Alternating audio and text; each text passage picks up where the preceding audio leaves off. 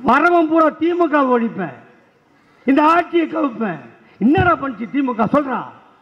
உங்க ஒப்பனை இந்த நாட்டில் நடமாட விட்ட கட்சி திமுகடா. திமுக இல்லைன்னா உங்க ஒப்பனை இல்லை. நேராக முதலமைச்சர் சீட்டில் போய் உட்காந்துருவீங்க. நாங்கள் 75 வருஷமாக கட்சி நச்சிட்டு குச்சி ஐஸ் வாங்கி சப்பிட்டு போகிறதுக்கடா கட்சி நத்துறோம். நாங்கள் ஓடிங்களா? என்னடா நினச்சிட்டு இருக்கீங்க? காசு கொடுக்குறான் பிஜேபி. நீ நடித்து வாங்கின காசை விட பிஜேபி உனக்கு கொடுத்த காசு ஜாஸ்தி. அவன் எவ்வளோ முயற்சி பண்ணான், எங்கள் மசுரை கூட பிடுங்க முடியல. சீமானை கொண்டாந்தான், அவனாலும் ஒன்றும் பண்ண முடியல. இப்போ உன்னை கொண்டாந்துருக்கான். நான் சொல்ல வர்றது அது விஜயோ சீமானோ அதில்லை. அவனை நம்பி பின்னால் போகின்ற என் தம்பிகளை எச்சரிக்கிறேன். ஒரு காலத்தில் சீமானை நம்பி போனவன் எல்லாம் இன்று பிச்சை எடுக்கிறான். கார் வைத்தவன் ரோடில் நிற்கிறான். ஆனால் சீமான் ஃபாரின் காரில் போகிறான் இல்லையா? அந்த நிலைமை விஜய் ரசிகர்களுக்கும் ஏற்பட்டுவிடக் கூடாது என்று எச்சரிக்கிறேன். 2 நாளுக்கு முன்னால் நோன்பு கஞ்சி குடித்தார். அதில் எனக்கு ஆட்சேபனை இல்லை. ஆனால் காயிதே மில்லத்தவர்கள் கண்ணீர் சிந்திய போது நான் இறக்கப் போகிறேன், என் மக்களை காப்பாற்ற இந்த நாட்டில் எவன் இருக்கிறான் என்று கண்ணீர் சிந்திய போது அந்த காயிதே மில்லத்தின் கையை பிடித்துக் கொண்டு முஸ்லிம் மக்களை காப்பாற்ற இந்த கருணாநிதி என்றும் இருப்பான் என்று சொல்லி 3.5% இடஒதுக்கீடு தந்து இப்போது நோன்பு கஞ்சி கொடுக்கும் உங்களை பார்த்து கேட்கிறேன். இப்போது நோன்பு திறக்க அதற்கேற்ற காஸ்டியூம், ஒரு அரக்கை சட்டை, ஒரு ஒயிட் கலர் லுங்கி, தலையில் தொப்பி போட்டு வரீங்க, வாங்க, வேண்டாம் என்று சொல்லவில்லை. இதே குடியுரிமை திருத்த சட்டம் வந்தபோது முஸ்லிம் மக்களை உங்கள் நெஞ்சில் கை வைத்து சொல்லுங்கள், நீங்கள் வீதியில் இறங்கி போராடினீர்கள். இதோ பக்கத்தில் இருக்கின்ற பாரத் தியேட்டர் ரவுண்டானாவில் உங்களை போலீஸ் அடித்து துரத்தியது உண்டா இல்லையா? நீங்கள் கஷ்டப்பட்டீர்களா இல்லையா? உங்கள் கண்ணீரை துடைக்க எவனாவது வந்தானா? இன்று குல்லா அணிபவன் அங்கு எங்கே போயிருந்தான்? எவனோடு கட்டி புரண்டான்? எவனோடு பாட்டு ஷூட்டிங் நடத்தி கொண்டிருந்தான்? அன்று உங்கள் கண்ணீரை துடைக்க பாரத் தியேட்டர் ரவுண்டானா வந்து உங்களை ஆறுதல் படுத்தி உங்களுக்கு நான் துணையாக இருப்பேன் என்று உத்தரவாதம் சொன்ன ஒரே தலைவன் எங்கள் அண்ணன் தளபதியை தவிர வேறு எவனும் இல்லை. அதோ போறான் பொட்டை, அதோ போறான் 9, சொன்னமா இல்லையா? அவனை பெற்றவர்களும் கைவிட்டார்கள், மற்றவர்களும் கைவிட்டார்கள். என் தாத்தா கலைஞர் கைவிடவில்லை, அவனை அழைத்தார். நீ பொட்டை இல்லை, நீ 9 இல்லை, உனக்கு ஒரு அழகான பெயர் வைக்கிறேன், இன்று முதல் உன்னை திருநங்கைகள் என்று அழைக்கப்படுவாய் என்று சொல்லி அவனுக்கும் நலவாரியம் தந்தார். 75வது ஆண்டை கொண்டாடுகிறோம். எங்கள் அண்ணன் தளபதி முதலமைச்சர் 100வது ஆண்டை நாங்கள் கொண்டாடும் போது எங்கள் அண்ணன் உதயநிதி முதலமைச்சர் திமுகவை எவனும் ஆட்ட முடியாது, அசைக்க முடியாது என்ற நம்பிக்கை விதைத்தார். சட்டமன்ற உறுப்பினர் 1953 இந்த மண்ணில் ஐயா கலைஞருக்கு மகனாக பிறந்த எங்கள் அண்ணன் தளபதி ஒரு சாதாரண முடித்திருத்தும் கடையில் அரசியல் பயணத்தை தொடங்கி படிப்படியாக உயர்ந்து 1980 இளைஞரணி அமைப்பாளராக பொறுப்பேற்று அதற்கு பின்னால் அந்த இளைஞரணி அமைப்பாளராக இருந்து லட்சக்கணக்கான இளைஞர்களை திராவிட முன்னேற்றக் கழகத்திற்கு சேர்த்து 1000 விளக்கு சட்டமன்ற உறுப்பினராக பொறுப்பேற்று சென்னை மாநகராட்சியின் மேயராக பொறுப்பேற்று 9 பாலங்களுக்கு 10 பாலங்களுக்கு அடிக்கல் நாட்டி 9 பாலங்களை கட்டி முடித்த 5 ஆண்டில் 10 பாலத்திற்கு அடிக்கல் நாட்டி 9 பாலத்தை கட்டிய ஒரே மேயர் இந்தியாவில் எங்கள் அண்ணன் தளபதியை தவிர வேறு எவனும் இல்லை என்ற வரலாறை படைத்து அதற்கு பின்னால் உள்ளாட்சித்துறை மந்திரியாக பொறுப்பேற்று திராவிட முன்னேற்ற கழகத்தின் துணை பொது செயலாளராக, பொருளாளராக,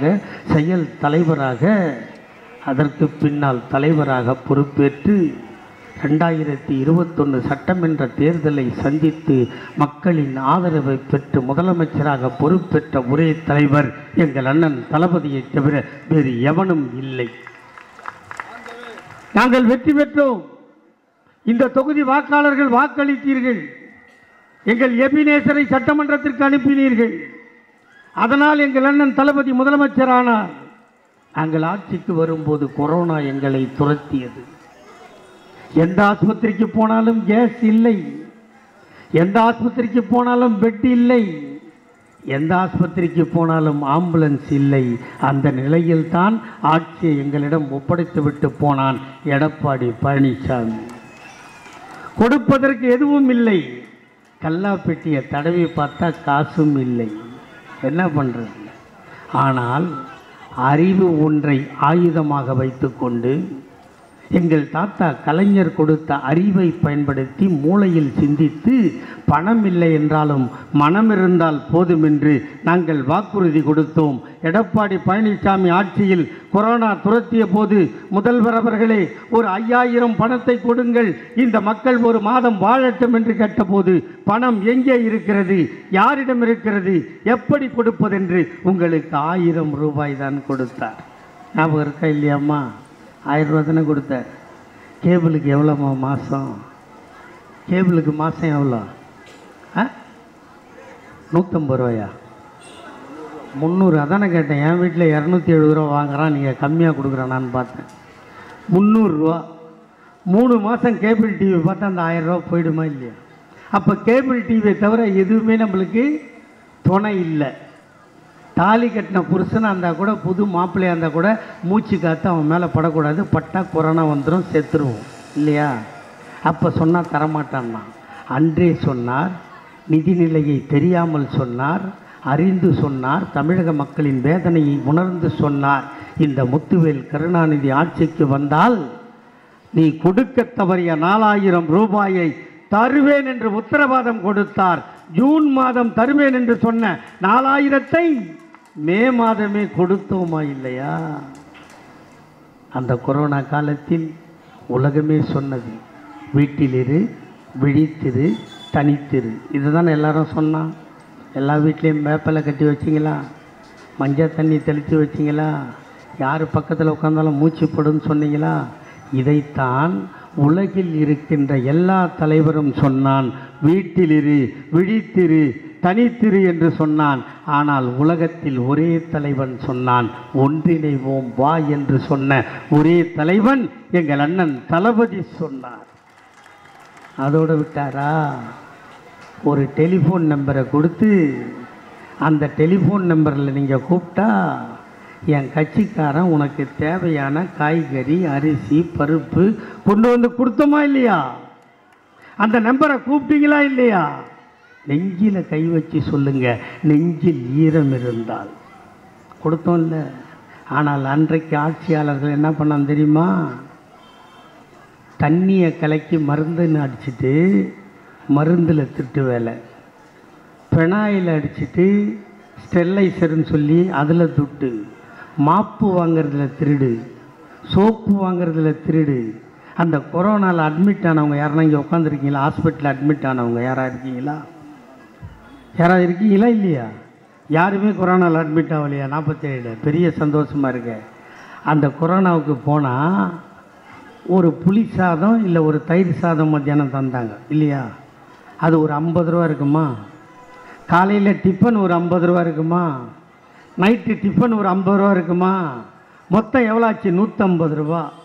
ஆனால் பாழா போன எடப்பாடி பழனிசாமி ஆட்சி ஒவ்வொருத்தன் பேர்லேயும் 650 ரூபா பில்லு போட்டு திருடின கூட்டம்தான் பழனிசாமி கூட்டம். உங்களுக்கு மருந்து கொடுத்த கூட்டம்தான் தளபதியின் கூட்டம் தான், மறந்துடாது. உங்களுக்கு எல்லாருக்கும் கொடுத்தோம். அதனால் எதை இழந்தோம்? டி நகரில் எங்கள் சட்டப்பேரவை உறுப்பினர் ஜே அன்பழகன் உங்களுக்கு பொருளை கொடுத்து கொடுத்து தன்னுயிரை கொடுத்தானா இல்லையா? ஒரு எம்எல்ஏ செத்து போனான், பல ஒன்றிய கழக செயலாளர்கள் செத்து போனார்கள், 10 கிளை கழக செயலாளர்கள் செத்து போனார்கள். இதிலிருந்து என்ன தெரிகிறது என்று சொன்னால், எங்களை கொடுத்து உங்களை காத்தோமா இல்லையா? எங்கள் உயிர் போனாலும் உங்களை காக்க வேண்டும் என்று நினைத்தோமா இல்லையா? அப்படி காப்பாற்றி கொரோனாவை படிப்படியாக விரட்டி நாங்கள் ஆட்சிக்கு வந்தோம். இங்கே என்னை பெற்றெடுக்காத தாய்மார்கள் அமர்ந்திருக்கிறீர்கள். உங்கள் நெஞ்சில் கை வைத்து சொல்லுங்கள், நீங்கள் ஏதாவது ஒரு வேலைக்கு செல்கிறீர்களா இல்லையா? வேலைக்கு போகிறீங்கல்ல, போனால் சம்பளம் கிடைக்கும்ல. சம்பளம் வாங்கினா அந்த சம்பளத்தை யார்கிட்ட கொண்டாந்து கொடுக்கணும்? யார்கிட்டமா கொடுப்ப? சிரிக்காத சொல்லு. வீட்டுக்காரர்கிட்டயா இல்லை அவர்கிட்டயா? அதானே கொடுப்பீங்க, கொடுத்துருவீங்க.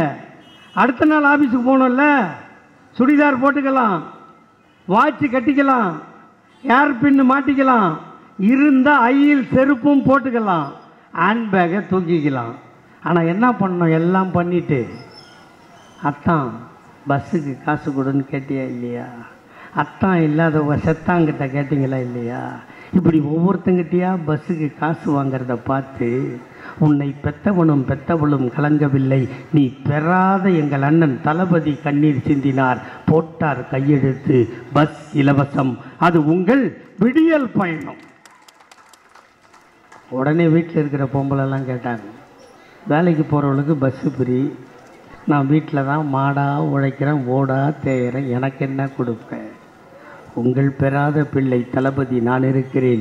வீட்டில் இருந்தாலும் உன் உழைப்பை கணவன் அங்கீகரிக்க மறந்தாலும், மாமனார் ஏற்றுக்கொள்ள மறந்தாலும் இந்த தளபதி ஏற்றுக்கொள்கிறேன். ரேஷன் அட்டை வைத்திருந்தால் உனக்கும் மாதம் 1000, அது உங்கள் உரிமை தொகை. பஸ்ஸு ஃப்ரீ, மாதம் 1000 ஃப்ரீ.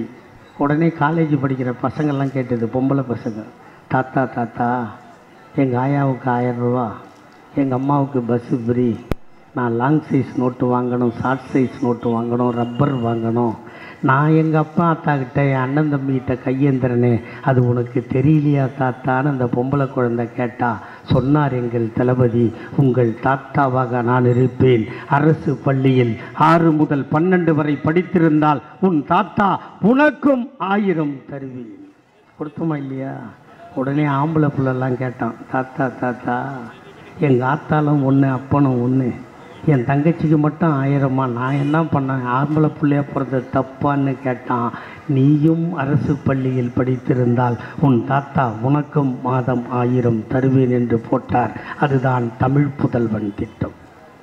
இதை தாண்டி இதோ இந்த கேஎன்எஸ் இப்போ முனையில் இங்கே தான் லாரிலாம் நிறைய போகுது, தண்ணி வண்டி போகுது, டேங்கர் லாரி போகுதா இல்லையா? இங்கே அடிபட்டால் உன்னை எங்கே கொண்டு போகணும்? சின்ன ஸ்டான்லிக்கு கொண்டு போகணும், இல்லை பெரிய ஸ்டான்லிக்கு கொண்டு போகணும், இல்லை ஜிஹெச்சு கொண்டு போகணும். தனியார் ஆஸ்பத்திரிக்கு போனால் என்ன கேட்பான்? பணம் கேட்பான். 50,000 கட்டி ஸ்கேன் எடுக்கணும்னுமா. இதுக்கு பயந்துக்கிட்டு நீ அந்த ஆஸ்பத்திரி போகிறதுக்கு 10 நிமிஷம் ஆகும். அப்போ டாக்டர் என்ன சொல்லுவான், 5 நிமிஷத்துக்கு முன்னாடி கொண்டு வந்திருந்தால் காப்பாற்றிருக்கலாம்னு சொல்லுவான். 5 நிமிஷத்துக்கு முன்னாடி தனியார் ஆஸ்பத்திரிக்கு போகிறதுக்கு எவன்கிட்ட காசு இருக்குது? இதை நீங்கள் கேட்கவில்லை, யாரும் இந்த வாக்குறுதியை கேட்கவில்லை. நீங்கள் வாழ வேண்டும், உயிரோடு இருக்க வேண்டும், இந்த நாடு வாழுவதை நீங்கள் பார்க்க வேண்டும் என்று எங்கள் அண்ணன் தளபதி கையெழுத்து போட்டார். நம்மை காக்கும் 48.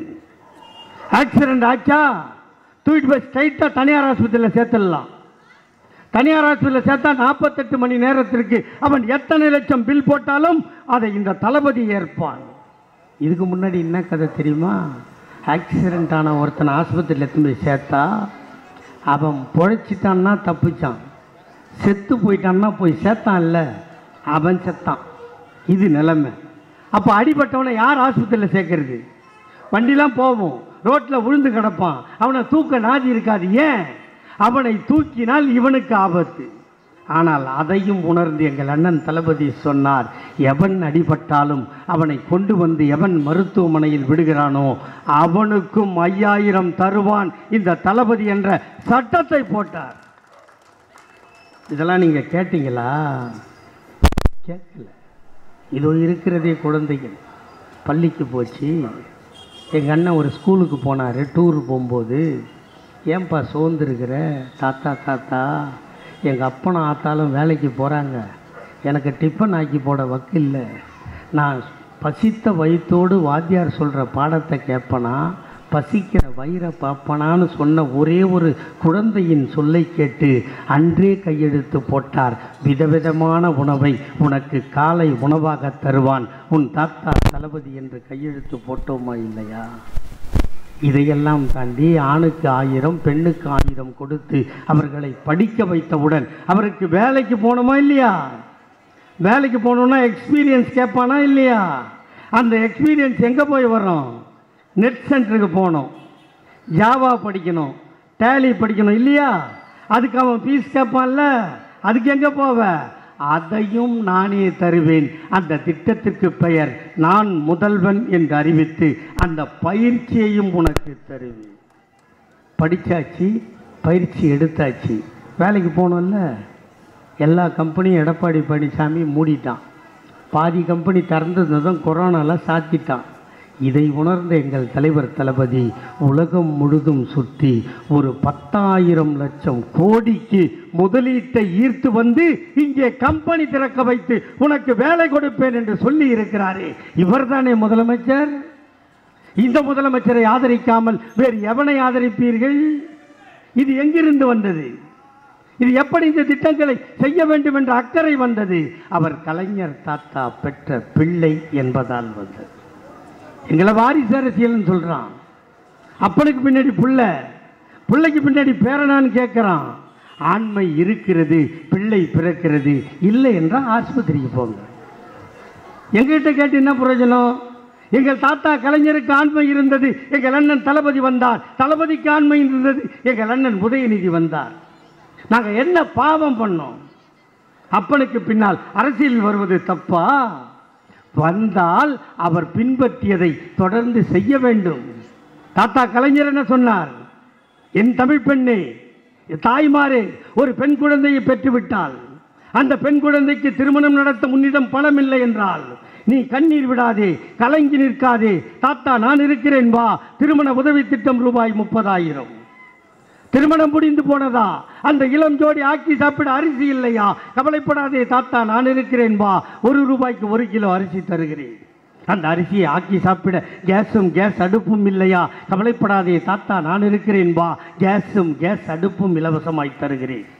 ஆக்கி சாப்பிட்ட ஜோடிக்கு பொழுது போகவில்லையா? கவலைப்படாதே தாத்தா நான் இருக்கிறேன் வா, இலவசமாய் வண்ண தொலைக்காட்சி பெட்டி தருகிறேன், சந்தோஷமாக வாழ். மணமகன் மணமகளை கர்ப்பமாக்கி விட்டானா?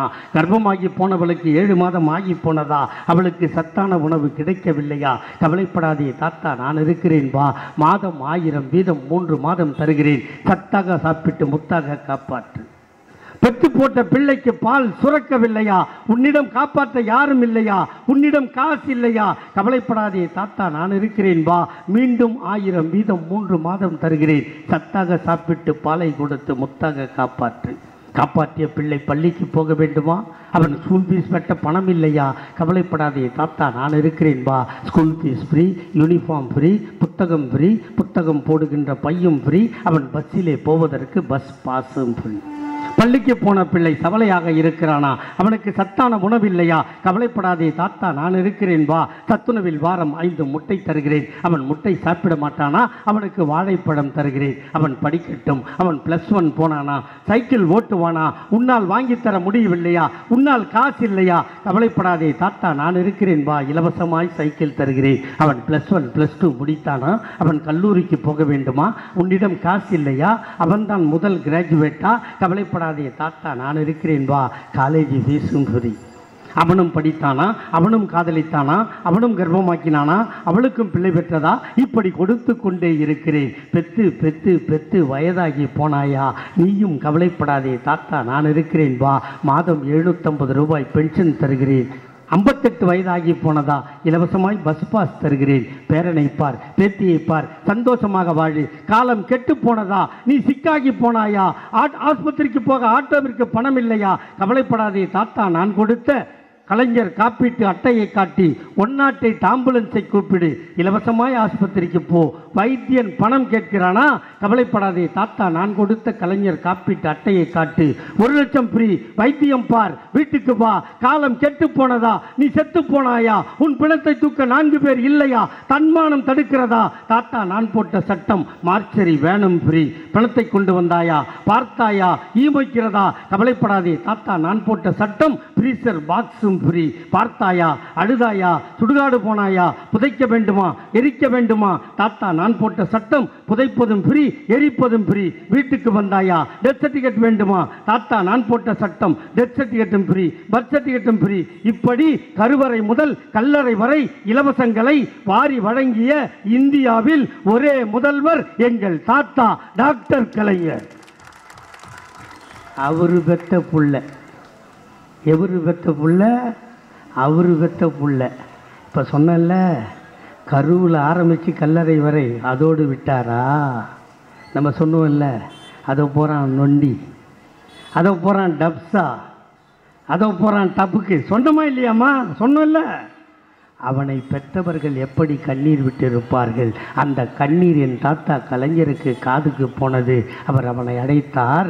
நீ நொண்டி இல்லடா, நீ ஒன்றரை கண்ண இல்லடா, நீ டப்ஸா இல்லடா, ஒரு திறமை போனால் உன்னிடம் இன்னொரு திறமை இருக்கிறது. ஆகவே இன்று முதல் நீ மாற்றுத்திறனாளி என்று பெயர் வைத்து அவனுக்கும் நலவாரியம் தந்தார். அதோ போகிறான் பொட்டை, அதோ போகிறான் 9. சொன்னமா இல்லையா? அவனை பெற்றவர்களும் கைவிட்டார்கள், மற்றவர்களும் கைவிட்டார்கள். என் தாத்தா கலைஞர் கைவிடவில்லை. அவனை அழைத்தார். நீ பொட்டை இல்லை, நீ 9 இல்லை, உனக்கு ஒரு அழகான பெயர் வைக்கிறேன். இன்று முதல் உன்னை திருநங்கைகள் என்று அழைக்கப்படுவாய் என்று சொல்லி அவனுக்கும் நலவாரியம் தந்தார். இதோ தண்டார்பேட்டை ஸ்டேஷன், குறுக்குப்பேட்டை ஸ்டேஷன். அந்த ஸ்டேஷனுக்கு போனால் ஒயிட் பேண்ட்டு ஒயிட் ஷர்ட்டு போட்டு ஒரு தொப்பி போட்டு ஒருத்தன் கொடி ஆட்டுவான்ல, ஸ்டேஷன் மாஸ்டர். அவெல்லாம் ஒரு காலத்தில் அவ்வாளுக்கு தான் அந்த பதவி கிடைக்கும். நம்மளுக்கு என்ன கிடைக்கும் தெரியுமா? அதே தண்டவாளத்துக்கு மத்தியில் காக்கி அரக்கால் டவுஜரு, அவாய் செப்பல், பச்சை சிவப்பு கொடி, கையில் ஒரு சம்பட்டி. பிளக்கட்டை தட்டணுமா இல்லையா? நம்ம தாத்தா கலைஞர் தான் சொன்னார், நீ பிளக்கட்டை தட்ட பிறக்கலடா, நீ ஆட்டினா கொடியும் ஆடும் ரயிலும் ஓடும் என்று சொல்லி இந்த நாட்டில் தாழ்த்தப்பட்டவனையும் பிற்படுத்தப்பட்டவனையும் ஸ்டேஷன் மாஸ்டராக்கி அழகு பார்த்தவர் தாத்தா டாக்டர் கலைஞர். கோர்ட்டுக்கு போனால் கருப்பு கவுன் போட்டு கட்டை சுற்றி வச்சு ஒருத்தன் ஆடுன்னு தட்டுவான்ல, அவன் பேர் ஜட்ஜி. அந்த ஜட்ஜிலாம் ஒரு காலத்தில் அதே கோர்ட்டில் சிவப்பு தொப்பி போட்டு ஒருத்தன் சைலன்ஸுன்னு கத்துவான்ல, அவன் நம்மவா. தாத்தா கலைஞர் தான் சொன்னார், நீ சைலன்ஸுன்னு கத்த பிறக்கலடா, நீ அடித்தா கட்ட சுற்றி அடிக்கும், சட்டமும் பேசும் என்று சொல்லி இந்த நாட்டில் தாழ்த்தப்பட்டவனையும் பிற்படுத்தப்பட்டவனையும் நீதிபதியாக்கி அழகு பார்த்தவர் ஐயா டாக்டர் கலைஞர். கோயிலுக்கு போனால் பெரிய கயிறு கட்டி ஒரு மணி இருக்குல்ல, அந்த மணி ஆற்றவா நம்மவா. அதே கோயிலுக்குள்ளே போனீங்கன்னா வெள்ளி மணி சின்ன மணி ஆற்றவெல்லாம் அவ்வா. தாத்தா கலைஞர் தான் சொன்னார், நீ பெரிய மணி ஆட்ட பிறக்கலடா, நீ ஆட்டினா சின்ன மணியும் ஆடும் ஆண்டவனும் பேசுவான் என்று சொல்லி அனைத்து ஜாதிக்காரனும் அர்ச்சகராகலாம் என்ற சட்டத்தை போட்டவர் எங்கள் தாத்தா டாக்டர் கலைஞர். அதையும் தாண்டி தனக்கு கண்ணிலே வலி எந்தவுடன் கண்ணொளி திட்டத்தை தந்தாரா இல்லையா? பணக்காரனுக்கு மாடி வீடு, ஏழைக்கு குடிசை வீடு என்ற நிலையை மாற்றி என் ஏழை தாய்மாரை குடிசை மாற்று வாரியம் கொண்டு வந்து 3வது மாடியில் தலைவார வைத்த ஒரே தலைவன் எங்கள் தாத்தா டாக்டர் கலைஞர் தானே. ஜாதி சண்டை மத சண்டை வருகிறது என்று சொல்லி சமத்துவ புறத்தை அமைத்து அனைத்து ஜாதிக்காரனையும் அங்கே கொண்டு போய் சேர்த்தார் தானே. உழவர் விளைக்கின்ற பொருளை அவனே விதைத்து அவனே விற்பனை சென்ற உழவர் சந்தை அமைத்து கொடுத்தாரா இல்லையா? குடிநீர் வாரியம் என்று ஒரு காலத்தில் கிராமத்தில் போனால் 2 குட்டைகள் இருக்கும். ஒரு குட்டையில் உயர் ஜாதிக்காரன் தண்ணி மொள்ள வேண்டும், ஒரு குட்டையில் தாழ்ந்த ஜாதிக்காரன் தண்ணி மொள்ள வேண்டும். இருந்ததா இல்லையா? அந்த தாழ்ந்த ஜாதிகாரன் அந்த குட்டையில் போய் கொண்டு விட்டால் அந்த குட்டையே மாசுபட்டது சுத்தம் பண்ணானா இல்லையா? நாம் எந்த பைப்பில் குடிக்கிறோமோ அதே பைப்புலேயும் ஐயரும் குடிக்கணும்னு சொல்லி மேல்நிலை நீர்த்தேக்க தொட்டி கட்டி குழாயில் தண்ணி விட்ட ஒரே தலைவர் நம் தலைவர் டாக்டர் கலைஞர் தானே. இவ்வளவும் பண்ணி இவ்வளவும் செஞ்சு நம்ம நட்டு நிற்க வச்சு என் ஆத்தாலாம் பார்த்தியா எப்படி சேரில் உட்காந்துருக்கீங்க. ஒரு காலத்தில் உங்களால் சேரில் உட்கார முடியுமா? உட்கார விடுவானா? பொண்ணு பார்க்க போனால், கை நினைக்க போனால், நிச்சயம் பண்ண போனால் ஆம்பளைக்கு சேரு, பொம்பளைக்கு பாய் உண்டா இல்லையா? அந்த நிலையை மாற்றி அவனுக்கு இணையாக உன்னையும் நாற்காலியில் அமர வைத்த கட்சி திராவிட முன்னேற்ற கழகம். உன் வீட்டுக்காரன் செத்து போனால் உன்னை தீயிலே தூக்கி போடு என்று சொன்னான் பிஜேபி. உடன்கட்டை ஏர் என்று சொன்னான். இல்லை, நீ இறந்தால் உன் கணவனுக்கு மறுமணமா? அவன் இறந்தால் உனக்கும் மறுமணம் செய்து வைப்போம், அதற்கு திமுக நிதி தரும் என்று சொன்னமா இல்லையா? புருஷன் செத்துட்டா வெள்ளை புடவை கட்டி மூலையில் உட்காரு. உன் பிள்ளைக்கு கல்யாணம் தந்தால் கூட நீ தாலியை தொடக்கூடாது சொன்னானா இல்லையா? இல்லை, உன் மகனுக்கு திருமணம் என்றால் நீ கணவனை இழந்திருந்தாலும் உன் காலில் விழுந்து அவன் ஆசீர்வாதம் பெறுவான், நீ மணமேடை ஏறலாம் என்று சொன்ன கட்சி திமுக. இதையெல்லாம் தாண்டி 15 வருஷமா அம்மா அம்மானு ஒருத்தர் ஆண்டுட்டு இருந்தாங்களா இல்லையா? அந்த அம்மாவே செய்யாத ஒரிஜினல் அம்மாவாக இருந்த எங்கள் தாத்தா டாக்டர் கலைஞர் தான் ஆணுக்கு மட்டும் சொத்து பெண்ணுக்கு சொத்தும் இல்லை என்று சொன்னபோது பிறப்பது ஒரு வயிறு, அதில் ஆண் என்ன பெண் என்ன என்று யோசித்து பெண்களுக்கும் சொத்தில் சமப்பங்கு என்ற கையெழுத்தை போட்டவர் எங்கள் தாத்தா டாக்டர் கலைஞர். இவ்வளவுத்தையும் சொல்லிட்டேன். இது நடுவில் 2021 வருஷம் ஒருத்தர் திடீர்னு வந்தார். வந்து 21 எலெக்ஷனில் நிற்கிறோம், அடிக்கிறோம், நேராக சிஎம் சீட்டில் போய் உட்காடுறோம். சொன்னாரா இல்லையா? அவர்கிட்ட நான் கேட்டேன், what about 2019? No I don't want 2019, only 21 சொன்னார். நிற்காமையே போயிட்டார். இப்போ இன்னொருத்தர் வந்திருக்காரு. அவரை கேட்டால் என்ன சொல்கிறாரு? 2026 நிற்கிறோம், அடிக்கிறோம், சிஎம் சீட்டில் போய் உட்காந்துக்கிறோம். What about 2024? I don't want 24, only 26 சொல்கிறாரா? நீ எல்லாம் வருவீங்க, நேராக நிற்பீங்க, அடிப்பீங்க, நேராக முதலமைச்சர் சீட்டில் போய் உட்காந்துருவீங்க.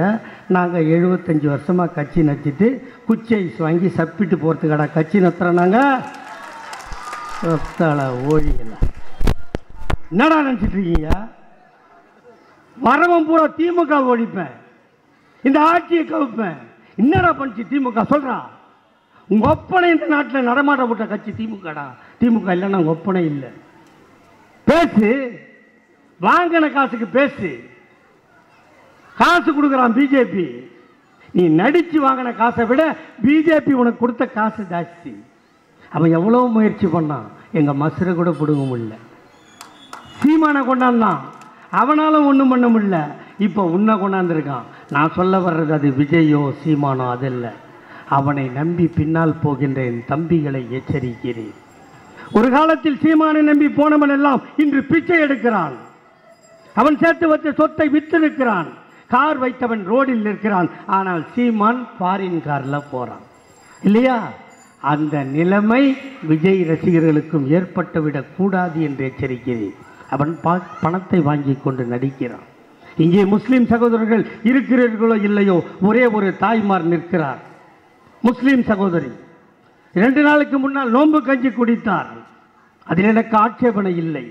ஆனால் காயிதே மில்லத்தவர்கள் கண்ணீர் சிந்திய போது, நான் இறக்கப் போகிறேன், என் மக்களை காப்பாற்ற இந்த நாட்டில் எவன் இருக்கிறான் என்று கண்ணீர் சிந்திய போது, அந்த காயிதே மில்லத்தின் கையை பிடித்துக் கொண்டு முஸ்லிம் மக்களை காப்பாற்ற இந்த கருணாநிதி என்றும் இருப்பான் என்று சொல்லி 3.5% இடஒதுக்கீடு தந்து, உலமாக்களுக்கெல்லாம் நலவாரியம் தந்து, ஓது சொல்வர்களுக்கெல்லாம் சைக்கிள் தந்து, நீங்கள் எங்கு சென்றாலும் உங்களுக்கு நிதி உதவி தந்து, இந்தியாவில் எல்லோரும் அடித்து கொள்கிறான் முஸ்லிம் மக்களை.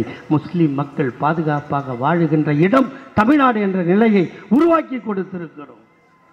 இப்போது நோன்பு கஞ்சி கொடுக்கும் உங்களை பார்த்து கேட்கிறேன். இப்போது நோன்பு திறக்க அதற்கேற்ற காஸ்டியூம், ஒரு அரக்கை சட்டை, ஒரு ஒயிட் கலர் லுங்கி, தலையில் தொப்பி போட்டு வரீங்க, வாங்க, வேண்டாம் என்று சொல்லவில்லை.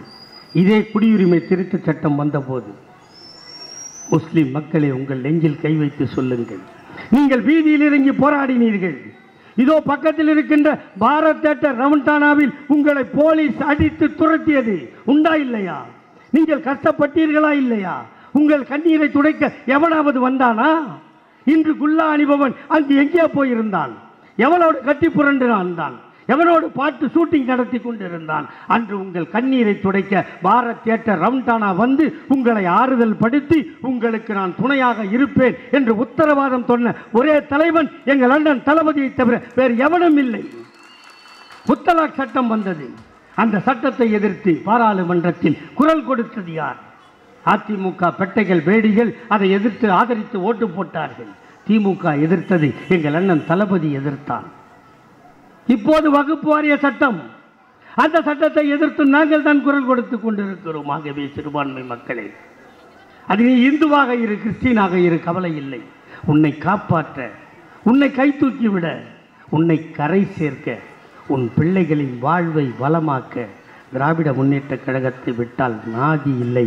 நம்புங்கள் திமுகவை, திமுக உங்களை வாழ வைக்கும் என்பதை மட்டும் சொல்லி 72ஆம் ஆண்டில் அடியெடுத்து வைக்கிறார் எங்கள் அண்ணன் தளபதி. திமுக ஆரம்பித்து 75 ஆண்டு காலம், 25வது ஆண்டு விழாவை கொண்டாடும் போது எங்கள் ஐயா தலைவர் கலைஞர் முதலமைச்சர், 50 ஆண்டு விழாவை கொண்டாடும் போது எங்கள் ஐயா கலைஞர் முதலமைச்சர், 75வது ஆண்டை கொண்டாடுகிறோம் எங்கள் அண்ணன் தளபதி முதலமைச்சர், 100வது ஆண்டை நாங்கள் கொண்டாடும் போது எங்கள் அண்ணன் உதயநிதி முதலமைச்சர். வாய்ப்புக்கு நன்றி. வெல்க தமிழ். வணக்கம்.